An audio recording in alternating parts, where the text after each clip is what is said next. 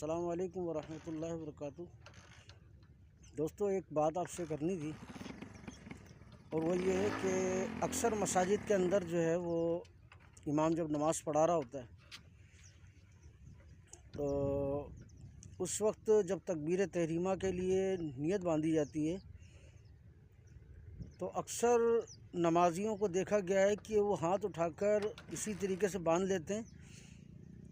اور تکبیر نہیں کہتے، جبکہ تکبیر تحریمہ کہنا جو ہے وہ واجبات نماز میں سے ہے۔ تکبیر تحریمہ میں لفظ اللہ اکبر کہنا واجب نماز ہے، اور ہاتھ اٹھانا یہ سنت مبارکہ ہے۔ تو یہ سنت اور واجب مل کر جو ہے وہ ایک فرض بنتا ہے، اور تکبیر تحریمہ وہ فرض ہے جو نماز کے شرائط میں بھی ہے اور فرائض نماز میں بھی ہے۔ تو دیکھا یہ جا رہا ہے کہ زیادہ تر نمازی جو اسلامی بھائی ہیں وہ تکبیر کے وقت جو ہے ہاتھ اٹھا کر باندھ لیتے ہیں، اور اکیلے بھی جب نماز پڑھتے ہیں اس وقت بھی جو ہے وہ ہاتھ اٹھا کر خاموشی سے نہ وہ کلمات ادا کرتے ہیں، وہ باندھ لیتے ہیں، امام کے پیچھے بھی اور امام کے بغیر جب نماز پڑھ رہے ہوتے ہیں۔